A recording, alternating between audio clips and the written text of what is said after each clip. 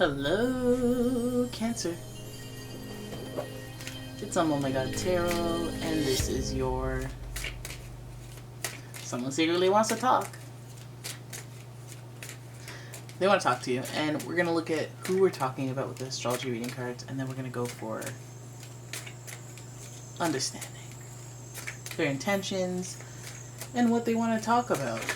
What are you trying to holler at me for? That's what we're looking into. And if you'd like your own personal reading, please check out the description. There's a link. There's a link up in there. And here's your first card. Libra. Oh my gosh, I just thought of what the world needs now is love, sweet love. No, not just for some. Feeling like a love reading. Feeling like that Venus energy is shining through. The energy is diplomatic and gracious. It seeks harmony and balance in relationships. Okay, somebody on a quest for peace. A peace quest. Balance in the relationships, not bad. Oop. Leo. The energy is flamboyant, dramatic, proud, and passionate. It focuses on the importance of self-belief. You gotta believe in yourself. You gotta have faith in yourself and your ego. You gotta have a big ego. Confidence is what it is. And yeah, powerful energy. And finally, we've got Aries. So now we have Mars and Venus in the mix. Mars and Venus. Mars and Venus. It's relationship energy. And with Aries, the energy around you is dynamic and spontaneous. Crusading impulsive action is likely. Fire, fire, fire. And air to increase the fire. So this person is feeling very energetic, very enthusiastic, creative, you know, a life lover. They like to do things. They like to be active. This person may be ambitious. They like to have that public display of, yeah, you see what I did there? Oh, yeah, that's my gold medal right there, yeah. Oh, yeah, you can look at it. Don't touch it. You know, the whole look at me, which is admirable. They like to be admired. They like to be adored. They like praise, public recognition, this person. Okay. We're dealing with one of those. And they secretly want to talk with you. I mean, let's see how this could go, because this relationship could be a competitive one as well. But let's do the dance. Let's do the dance with the Energy Oracle and figure out the intent behind the secret. And that is... Oh, shoot. They puffing up their chest. It's almost... Oh my god, bottom of the deck, look. Man holding a heart. What a quinky dink. So you really guys, some of you have someone doing the act of pursuit, of courtship. And some people they might have the only place I'd see where they'd run into an issue is if their ego couldn't handle rejection, or their ego took over and they felt like they didn't even have to ask you to be with them. They're like, you're with me now. Because their ego can't take it. But I feel like there's more of like, let's hope that maybe you don't just fall into the arms of anyone or whatever, you know, like you're too smart, too confident to just allow them to fluff their ego like that, you know. And they have their own selfish goals or reasonings behind what they want to talk about you with. Okay, I'm not saying ulterior motives, but I'm saying they gotta have a me first energy. And the door to romance is they want to talk about transitioning from one era to the next, one chapter to the next. So, hey, if we were friends, we're dating now. Hey, if we were dating, we're boyfriend, girlfriend now, or spouse now. If we're, you know, trying to open the door, trying to get up in that door. And look at that, how that heart is in a cage under lock and key. It's almost like kind of a commitment, no? I want to be happily in a cage. Here's my heart that's been under lock and key for some time, but I might just, you know, open that door. The door to love, the door to feelings, the door to the mystery of romance. Okay, so let's have a look at the tarot. And I'm using the Pre-Raphaelite deck. Lots of red. Lots of red. Let's have a look at your first card. Here you go. First card is, I've been single for so long. I've been to so many places in my life and time. Bummed out, depressed. Some of you guys may be giving some of that. They may be giving some of that energy, but there is a connection to the solo journey of it all. So some of you single for a long time, some of you introspective, working on yourself for a long time, as well as this person maybe have been doing that. They may have been disconnected completely from you. That's where we start. And then it goes to the 5 of Cups. Let's pull all the cards. We go to the 5 of Cups. We know what that's about. We know somebody who has been disconnected and they have a lot of regret. They have a lot of regret behind that. The Cups are showing up today. We got the King of Swords. It's maybe somebody who had some harsh words from you in the past, who had the upper hand in the relationship, and some sort of authority. This person may even have been older than you. You could have been dealing with an air sign even. Gemini, Libra, Aquarius. But yeah, they came at you sideways. They may have been very rough, harsh, if you will. And they may have also moved away. There may have been a distance between you guys that was interfering, or maybe just abruptly cutting the relationship off in that Swords fashion. Well, damn. Oh my goodness. Then we have the Death card. Very interesting. Don't be all upset and sad, because we'll get into it. Because this reading as a whole, it looks like one of those situations where they want to talk to you because they want to go over everything since they walked away. Since they went off on their own and did their solo thing. There may have been glitz and glamour, you know. But maybe not. I'm not saying that. That's just like, that was half of the sentence. Okay? There may have been some fun times in that solo journey. Some teachable moments. But I feel like overall that time in their life, they're very reflective, or they took it to reflect about their situation or their connection with you. The 5 of Cups is speaking about that reflect. I had time to reflect. I had time to explore my feelings, think about how I feel about these thoughts, that thoughts, what happened, processing.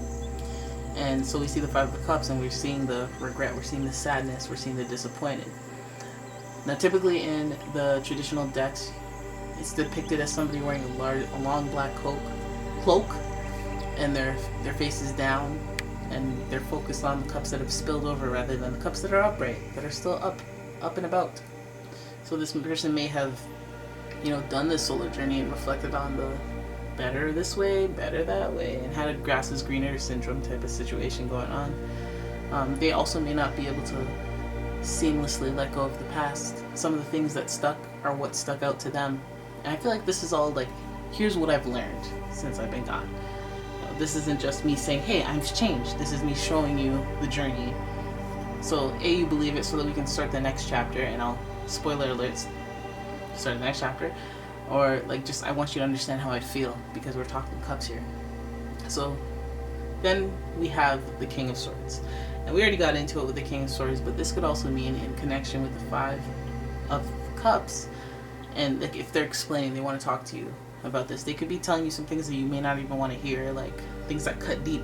Like, I actually really wasn't planning on ever talking to you again. I probably, you know, I thought that I met my soulmate. It wasn't you, you know, I was happy. You're like, please stop. So, the King of Swords represents some sort of like abrasive energy. Now they may be talking about that from the past, hence the card being not upright, so well, that card upright would be a little more, they're calculated, or they're intellectual, they're smart. They know what they're doing, everything is methodical, and you can almost trust it because of that king energy. But when it's in reverse, it's like a little more abrasive, a little more hurtful, blunt, and willing to cut things off. But this energy is like, I feel like they're just giving you the truth even where the truth hurts. And I think that they're acknowledging their role or their position, their archetype in their dynamic with you with the King of Swords. Maybe they knew they had the upper hand, or maybe they knew they had authority of some sort. Maybe it was their place. Maybe it was, you know, they were very clear on that you cared about them more than they cared about you, or something like that. Some narcissistic-ish. But yeah, that king sitting there right in the middle, I feel like that's also the threshold between how I was and how I'm trying to be, and how I am, who I am right now. Now we see the Eight of Wands in reverse, so I feel like there might even have been some element of distance between you two. As the King of Swords, maybe the executive decision that was so cutting was like, hey, I'm leaving for a job in Minnesota, bye. And you're like, you didn't even ask me to, you're not gonna ask me to be there? You're just leaving? You're just forget about us and that everything about this hurts. And it may have been blunt, like that King of Swords, but it may have been an executive decision, like that King of Swords, where they just do what they gotta do, no matter how people feel. So that may have been hurtful, and they may not have understood why, or may not have understood the gravity of it, or may not have even cared or considered it. And I feel like it was probably hurtful if it's coming up. The Eight of Swords represents also making a special effort, and I feel like they didn't make enough of an effort the last time around, or the last time that they spoke with you. That might be a highlight for them, saying, hey, I didn't make a lot of effort, which is an indirect acknowledgement that they, you should know to make an effort now. Like, right? Then we go to the Death card. Woo! Woo! A little yawn. Then we go to the Death card to close the reading, and that's wild, because the Death card is associated with Scorpio. All that Hades stuff, underworld, afterlife stuff is all that's Scorpio's domain. Now this Death card is supposed to represent the end of a chapter, end of a cycle. And that's almost optimistic, right? This is like, oh yeah, thank God I see the Death card. But like, it's the end of a chapter, it's the end of a cycle, it's the clear indicator that something needs to come to an abrupt halt. And it's like beating a dead horse. So some of you guys may be keen to hear from this person to be like, yeah, that's right. Some of you guys may be like, okay, let's dead the animosity and move on. And some of that means physically not together, and some of that means physically together. But it's about ending one cycle, closing one chapter. And this card is also about rebirth. We can't forget about that, because with destruction, it breeds creation. And this card is associated with Scorpio, so we know it's intense. It's an intense type of commitment, or an intense type of emotion. Maybe it's like an intense type of period of processing where we need to cut it off. We need to stop talking. I need to digest what just happened. Then maybe we can talk after I've wrapped my head around situations and have contacted my lawyer. So, Death card being on the end is a almost good omen. If you are optimistic and happy about the door to romance opening, this person reaching out because of that. But it's also a great feeling if it isn't that, and it's the case that you get to have closure and move forward and move on. Not a bad thing either. Finding balance and harmony in relationships as Libra intended.